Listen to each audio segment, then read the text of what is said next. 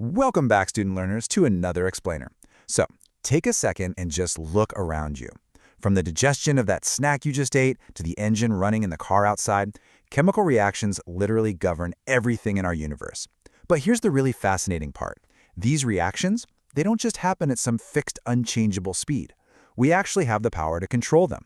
Today, we're going to take a deep dive into the invisible mechanics of our world and discover exactly how we can control the speed of the chaos around us. To really understand what we're dealing with, just look at the massive, absolutely massive variance in how chemical changes occur in the real world. On one hand, you've got the magnificent explosion of fireworks in the night sky. That energy releases almost instantly, right? It sends brilliant streaks of light through the air in a literal split second. But then, look at the other extreme. A piece of iron slowly forming rust. That is also a chemical reaction, but man, it is agonizingly slow. You could wait days, months, or even years just to see a visible change. So why is one instantaneous and the other takes practically a lifetime? Okay, let's dive into this. Here is our roadmap for the explainer today. First, collision theory basics. Then, the four major tools we use to manipulate reactions: temperature effects, particle concentration, surface area, and catalysts. Finally, we'll wrap up with a final recap. Starting off with the collision theory basics, the foundational rule. To begin controlling these reactions, we have to completely change our perspective. We need to zoom way in, past all the macroscopic stuff we can see, right down to the tiny particles themselves. But wait, before we manipulate anything, we need to know what we're actually measuring. In science, we refer to this as the reaction rate. Very simply, this is the specific measurement of how fast or how slow a chemical change happens. So whenever we talk about speeding things up or slowing things down today, we are talking about increasing or decreasing this reaction rate. And that brings us to the golden rule of today's entire lesson. I want you to remember this. If they don't bump, they don't react. I know it sounds simple, but it is an absolute rule. For literally any chemical reaction to happen, whether it's baking soda mixing with vinegar for a volcano project or fuel burning in a literal rocket, the tiny particles of those substances must physically bump into each other. No bump, no reaction. It's really that simple. This rule is formally known as the collision theory. It states that particles must physically collide. And, crucially, they have to do it with sufficient energy for a chemical change to actually occur. If you want a faster reaction, you need more collisions. If you want a slower reaction, you need fewer collisions. Manipulating how often and how hard these tiny particles crash into each other, that is the ultimate secret to controlling the massive, real-world systems we interact with every single day. All right, moving to factor one, temperature effects. Let's see how our foundational rule builds our first major tool for controlling reactions. Actually, think of heat as a powerful battery that directly charges up our particles. Let's picture a super practical experiment. Imagine you have 2 cups of water, and you drop a spoonful of sugar into each. Cup A is hot water. Cup B is cold water. As you probably guessed, the sugar in the hot water dissolves significantly faster. But why? Because when we increase the temperature, we're basically adding heat energy to the particles. This heat acts like a kinetic battery. The particles get totally energized, they start darting around rapidly, and because they're moving so incredibly fast, they collide with each other far more frequently and with way more force. Meanwhile, in the cold water, the particles are sluggish. They move slowly, collisions are super rare, and so the reaction just drags on. Now, let's test your understanding of this concept with a real-world question. Have you ever wondered why a piece of leftover food spoils so much faster when you leave it sitting out on the kitchen counter compared to when you put it inside the refrigerator? It perfectly aligns with what we just learned about temperature. Leaving food out in a warm environment provides the absolute ideal condition for bacteria to multiply. The higher room temperature speeds up bacterial activity and the chemical enzymes responsible for rotting. However, when you put that food into the cold storage of a fridge, you are literally pulling the heat energy away from those particles. The cold slows their movement way down. Slower movement means fewer collisions, and fewer collisions mean the chemical reaction of spoilage is massively delayed, and that is what gives your food a much longer shelf life. Okay, on to factor 2, particle concentration.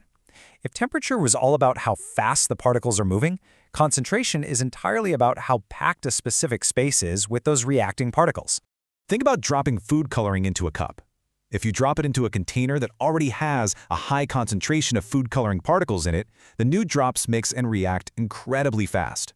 It's kind of like walking into a densely packed, crowded room. You are absolutely guaranteed to bump into people. A high concentration just means more particles are packed into the exact same area, which drastically increases the chances of collisions. But in a diluted, low-concentration container, like a cup of perfectly clear water, there are very few particles present initially. The newly added particles are totally spread out, collisions happen way less often, and so the reaction rate is much, much slower. So, we know dropping food coloring in a packed cup speeds things up, but let's look at the macro level. How does this very same concept of crowded particles cause devastating environmental issues like air pollution and smog? Well, it plays out in the sky exactly how it plays out in our cup. Step 1. In heavily populated areas, countless factories and vehicles simultaneously release a massive, highly concentrated amount of pollutants. We're talking things like carbon dioxide, sulfuric acid, and nitrogen oxides. Step 2. This dense, packed crowd of pollutant particles rises right up into the atmosphere. Step 3. They encounter water particles hanging out in the clouds. Step 4. Because the concentration of those pollutants is so incredibly high, the particles are packed super tightly together, which leads to highly frequent collisions with the water. These rapid collisions create rapid harmful chemical reactions.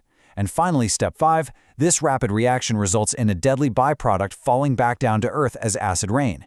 It's all just because too many particles were crammed into the same space. Now for factor 3, surface area.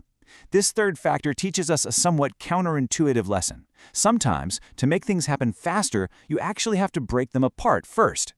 And this brilliantly illustrates the concept, the classic battle between powdered sugar and a solid sugar cube. If you drop both into water, the powdered sugar dissolves almost instantly, while the cube just kind of sits there, slowly melting away. Why?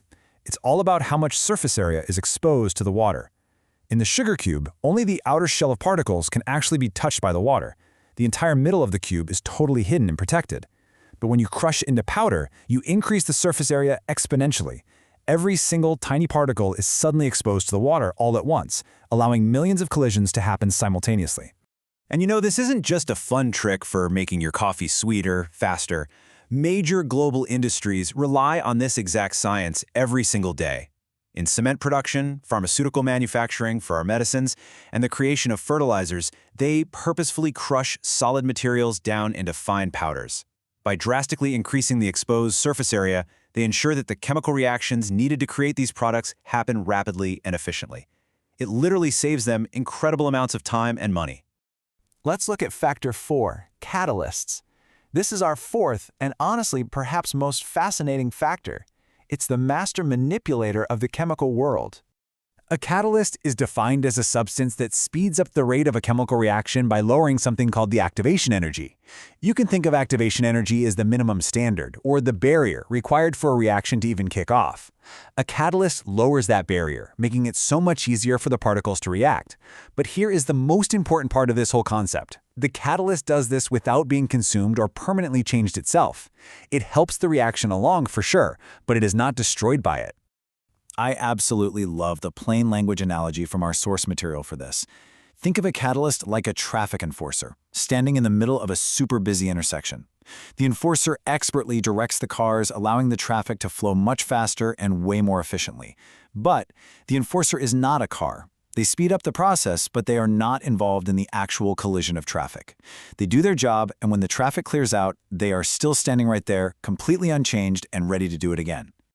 And catalysts are everywhere in the real world. Inside your very own body right now, you have natural catalysts called digestive enzymes. They rapidly break down the food you eat so you can actually absorb the nutrients. Without them, digestion would take a dangerously long time. Or think about cars. In the exhaust system of vehicles, we install catalytic converters. These devices use catalysts to rapidly force harmful engine gases to react and turn into much safer emissions before they ever leave the tailpipe. And they do all this heavy lifting without ever being consumed themselves. And that brings us to the final recap, mastering the elements. The crucial point here is that while chemical reactions might seem like invisible, uncontrollable magic, they are actually governed by strict physical rules. Let's zoom back out and recap everything we covered. We basically have 4 main dials we can turn to manipulate a chemical reaction, and they all go right back to the foundational collision theory, just getting things to bump into each other. You can increase the temperature, which acts as a kinetic battery, giving particles the energy to move faster and crash harder. You can increase the concentration, packing way more particles into a tight space so they literally can't help but bump into one another. You can increase the surface area by crushing solid things into powders, exposing far more targets for collisions. Or you can introduce a catalyst, the chemical traffic enforcer, that lowers the energy barrier and speeds the whole thing up without getting used up itself. You are now totally equipped with the scientific knowledge to control the speed of the chaos happening at the microscopic level. From preventing your food from spoiling, to understanding how to dissolve things faster in your kitchen, to seeing exactly how major industries fight pollution. Now that you know the invisible rules of the universe, how will you use these factors to control the world around you? Keep questioning, keep learning, and I will see you in the next explainer.